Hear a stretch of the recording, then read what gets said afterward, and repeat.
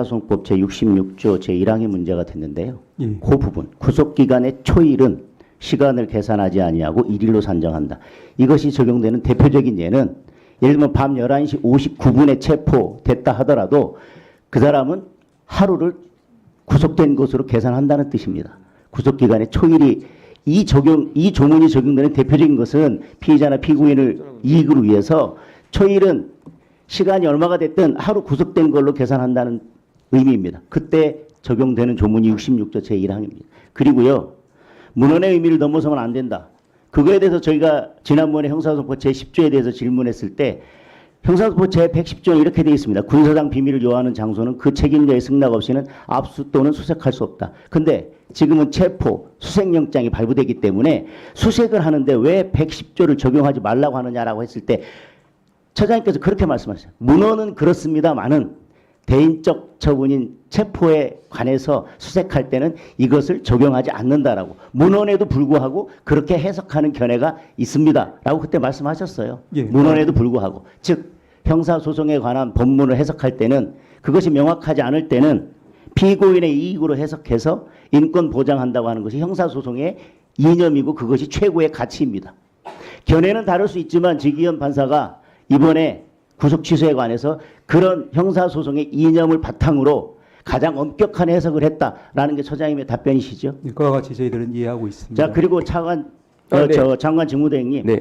2011 헌가 36 전원재판부는 이렇게 결정했습니다.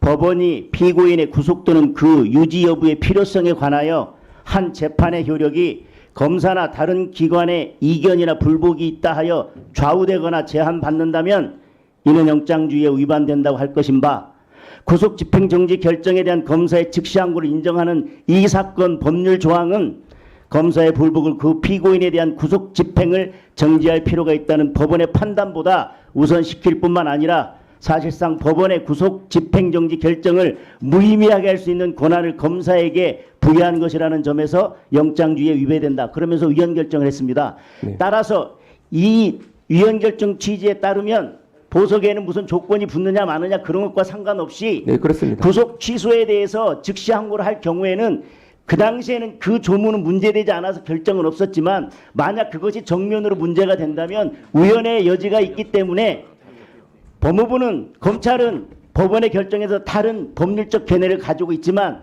그거에 대해서 즉시 항고를 하지 않았고 물론 즉 구속 취소 결정을 하면서 대법원의 최종적인 판단을 받아볼 때까지는 구속을 취소한다고 했지만 그것은 즉시 항고를 하면 우연의 소지가 있기 때문에 본안 판단에서 다투어서 최종적인 판단을 받겠다는 게 지금 직무대행의 입장 아닙니까? 네, 그리고 제가 앞에서 말씀드렸던 형사소송법 331조에 관한 92년도 위헌 결정은 예, 예. 이렇게 돼 있습니다.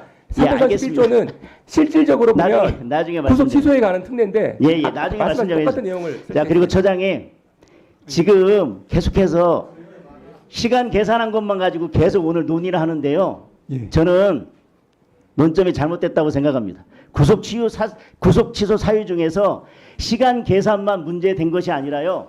구속 취소 결정에 보면 이 부분을 문제 삼고 있습니다. 저는 이게 훨씬 더 중요한 문제고 이 문제가 남아있기 때문에 법원으로서는 자칫 위법한 구속이 될 수 있기 때문에 최종적인 대법원 판단이 있을 때까지는 일단 구속을 취소하고 재판을 진행하는 게 맞다라고 판단한 것이라고 생각합니다. 결정문에 뭐라고 되어 있냐. 공수처법 등 관련 법령은 관련 범죄의 요건을 갖추기 위해 필요한 인지 절차 및 직접 관련성, 수사처와 검찰청, 수사처 검사와 검사의 형사 절차상 지위와 관련된 사항들 특히 구속기간의 배분 등에 관한 세부적 사항이나 신병 인치 절차 등에서는 명확하게 규정하고 있지 않다.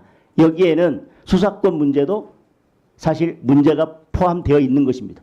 여러 문제가 있기 때문에 자칫 나중에는 공수처의 수사가 위법한 수사가 되거나 공수처에서 의뢰해서 한 검찰의 공소 제기가 위법한 공소 제기가 될 우려가 있기 때문에 우선 구속 취소를 하고 그리고 나서 재판을 진행하고 대법원의 판단을 받아보는 게 맞겠다라고는 취지가 저는 구속 취소에 분명히 들어 있습니다. 이 부분도 구속 취소 사유에 들어 있는 게 맞죠?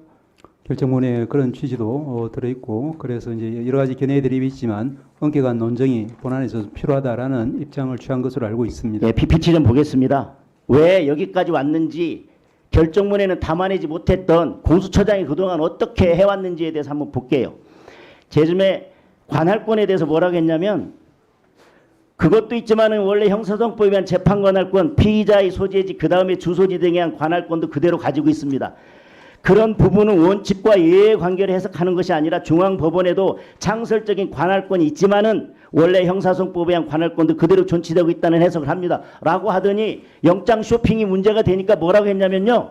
31조 본문에 의해 관할권이 생기지 않고 형사소송법에 따라 토지 관할권에만 의합니다. 중앙지방법원에 관할권이 있었던 것 그리고 12월 30일 대통령 체포영장을 청구할 당시에는 서부지법 외에는 관할이 없었습니다라고 갑자기 답변을 바꿔요. 그런데 12월 9일 밤 법사위에 나와서 제가 정확하게 영장이 기각된 사실을 알렸습니다. 그랬는데 그때 중앙지방법원에 청구했다가 대통령에 대한 영장이 기각됐다는 내용은 전혀 없어요. 오히려 그날 법원행정처장은 뭐라고 하셨냐면 이것이 수사에 그치는 게 아니라 전국적으로는 공소제기 절차의 적법성이나 또 증거 능력의 문제로까지 이어지기 때문에 저희 사법부로서도 아주 중요한 문제로 생각을 하고 있습니다라고 이미 이 부분에 대한 경고를 했습니다. 그리고 제가 관할에서 계속 문제를 삼았더니 특위에서 뭐라고 했냐면요. 눈을 동그랗게 뜨고 저한테 반문했습니다. 그러면 체포영장 청구 당시에 중앙지방법원에 관할권이 있습니까? 라고 이야기하고 마치 그 당시에는 관할권이 없는 것처럼 됐지만 공보민 김용현 전 국방부 장관에 대해서 이미 체포영장 청구 전에 서울중앙지방법원에 공소 제기됐기 때문에 공범에 대해서 처장님이 해석하는 형사소송의 일반 원칙으로 돌아가고 공수처법이 적용되지 않는다 하더라도 관할은 있었어요. 그러니까 여지껏 계속해서 영장 청구하고 체포영장 청구하면서 영장 쇼핑하고 꼼수를 썼으면서 자꾸 아니라고 하면서 위법한 이런 것들을 계속 해왔기 때문에 저는 그런 부분들이 문제되고 있고요. 형사 재판에서 문제가 될 것입니다. 하나만 말씀드리겠습니다. 지금 김용현 피고인 같은 경우에 구금 장소가 서울 동부지법 관할인 동부구치소였습니다. 그래서 그가 지금 체포되었다고 해서 관할이 자동적으로 생긴다는 것은 그런 부분에 대해서 잘못 알고 하는 말씀이시고 지금 네 지금 수사 어쨌든 지금 의원님께서 말씀하시는 지금 관할에 대해서는 예, 그러면은 다음번에는 저한테 그 묻지 않으시는 게 좋겠습니다. 예. 잠깐만요. 저 공소장님 1분간 답변 못한 거 하세요. 네, 지금 알아서 할게요, 저희들이 관할이나 수사권에 대해서는 서부지방법원 2025 초기 10결정에 우리 저희들 관련 사건에 대해서 수사권을 가지고 있다는 거하고 서부법원에 저희들이 관할이 있다는 거에 대해서 법원의 판사님께서 명시적으로 결정문에서 이렇게 하셨습니다. 지금 정치 공세 정도는 모르지만 지금 법사위에서 특히 지금 질문하시는 분이 부장판사까지 하셨고 또 법조인이신데 지금 서부법원의 관할을 자꾸 문제 삼는 것 자체가